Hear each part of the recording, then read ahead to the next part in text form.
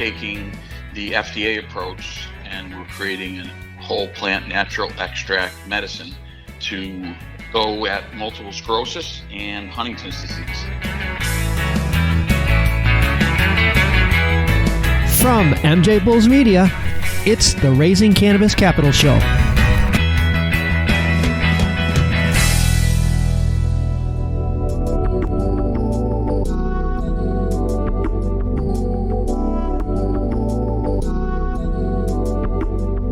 Today in the Raising Cannabis Capital series, we are joined by Duane Boise, the CEO of MMJ International Holdings. Duane, welcome to the show.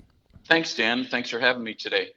Well, MMJ International Holding Companies is a pharmaceutical company, and you're in the process of creating some cannabis-based medicine to help people with some really serious diseases. And we're going to get into all that. But before we do, I thought we'd take a minute to talk about what I think is a kind of a confusing topic, or it's confusing to a lot of people, but I'm afraid it's going to have a gigantic impact on our industry, and that's drugs versus supplements. I mean, the FDA and the FTC clearly define the difference, and they clearly define what you can and cannot say about each of them. A lot of people will be listening to the show, and they'll say, and I saw this on a website, if I take this CBD, it'll help with this, or if I take this, it'll help with this. They're crossing a line, and explain why that's so dangerous. Well, it's very dangerous, and I think it's evidenced by the most recent actions of the FDA because the state-to-state, federally illegal business is really out of control. I think last year in November, the FDA issued the cease and desist order against the Stanley brothers that was making fraudulent medical claims on Charlotte's Web. Now, don't take me out of context here. I mean, I'm all for having something help a person that's chronically ill and in need of something, but did it work for Charlotte on the Sanjay Gupta special once? Yes. Did it work for 30 days? Probably. Did it work for 180 days? Who knows? Did it work for 1,000 Charlottes? Don't know. So you can't come out and make medical claims on CBD when you don't know really what it does, efficacy of it, and you can't reproduce the same thing a second time. The consumer falls into this panacea of really false information. You know, we go back to supplements. You go to the GNC and you buy supplements. And when you buy them, they don't say this cures this. They can't do that. It's against the law as a supplement manufacturer to say that this cures whatever. So as it stands right now, a lot of the companies have kind of ventured off the ranch and have started making medical claims. It doesn't matter whether there's evidence to support it. It hasn't gone through the proper channels. It is not recognized by the FDA as being medicine. And they're going to get in trouble. And that's why, what you're doing is going to take more time. It's going to take a lot more money. But when you're finished, you will be able to do a lot of the things legally that companies right now are doing illegally. Is that correct? That is correct. I'm aware that there's going to be more enforcement actions coming down from the FDA and the DEA. And we want to be on the right side of that. There indeed is a outlined approach by the federal government to create a medicine and prove to the FDA that we can do it consistently, give or take 3 to 5% variance each time, and that we align the production of that medicine to a chronic disease that we know by all the anecdotal evidence we're seeing on the street in the different states that have approved it, that it works. In short, we're taking the FDA approach and we're creating a whole plant natural extract medicine to go at multiple sclerosis and Huntington's disease. Mm-hmm. And the FDA has put very stringent protocols on us on the development process.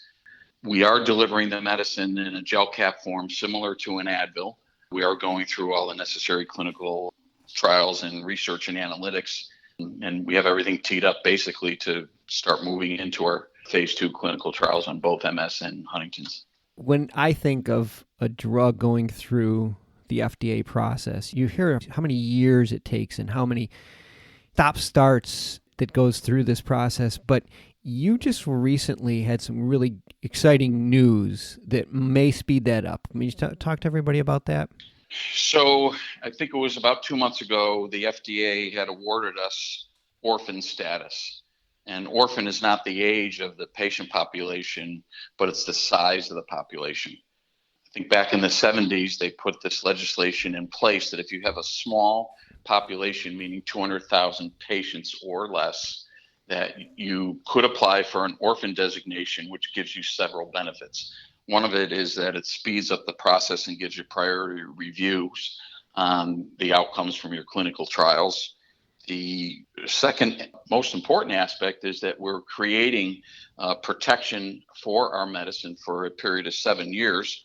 I say it's a de facto patent on a Schedule I substance, which otherwise can't be patented. Couldn't defend the patent in a federal patent case. The federal government actually comes in and defends the exclusivity of that drug, again, for the labeling. And we will get a reimbursement back from the federal government, potentially up to $2 million to offset the cost of the clinical trials. Wow. So that is a very significant benefit. And our strategy early on was planned to target the populations that would meet, 200,000 patients or less. Huntington's disease in the United States, there's 40,000 or less patients, which is why we were awarded that. As far as your channels, what have you've done so far to secure all of the products that you need to do the testing? Is all that stuff, is that all ready to go? So we've identified the specific plant genetics. We've gone through all the required FDA extractions and analytics. We have stability done on the extracts, both for the THC and the CBD. Hopefully within the next 30 days, I'll have a DEA permit to ship from our analytical lab in Canada into the United States, and I believe that's a first, to a Schedule I facility that will start to manufacture our gel cap and do the very specific analytic requirements that the FDA is asking us to perform on stability. You've raised some seed money to get it to this point, but now this next phase is going to be really expensive. What's your plan for covering the cost? Can you tell us a little bit about your capital raise? So we've raised approximately $3 million to date, spent most of it getting to where we're at. All our filings with the FDA are in order. I expect to get one more award within the next 2 weeks from the FDA, and that's a fast track designation for the multiple sclerosis clinical trials. So we have everything teed up, ready to go, both in the multiple sclerosis. I have physicians ready, the universities, the hospitals, and the patients assembled. And this next raise will be to actually offset the cost of the clinical trials. And how much are you raising?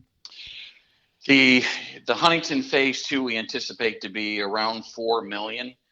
If we receive breakthrough status, which we anticipate, again, that'll shorten the timeline that we'll have to operate under the FDA guidance. Ideally, to do both studies and get them both completed through phase 3, we'll need $15 million, and we have budgets and everything outlining all the finite detail of those. Well, I mean, there's a couple things about this deal that are unique to it and also very attractive. One is this is a cannabis investment opportunity, but it's not going to be affected by cannabis laws if they change. Because this is about creating a drug. You're not going to be impacted by it if the laws change. And this is the other one I love about it is the barriers to entry in this. I mean, once you get this drug, and if you have a 7-year, did I hear you say you have a 7-year monopoly on this once you get it? Absolutely, yeah. Once the FDA approves us for the labeling, we have 7 years on that drug that nobody can come behind us. So gotten and obtained this orphan drug status, that you've actually created that de facto patent for your medicine. Yeah.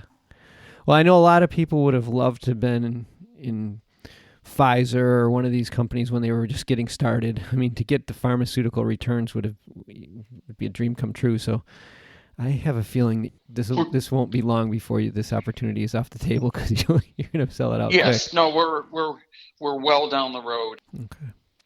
Well, we've been speaking with Duane Boise from MMJ International Holdings, and I have all their information, including their investment deck, on the MJBulls website. Duane, this is very important work that you're doing, and I appreciate you sharing it with us today. Well, we're working hard at it, and we do have an experienced team from Big Pharma that's done this before.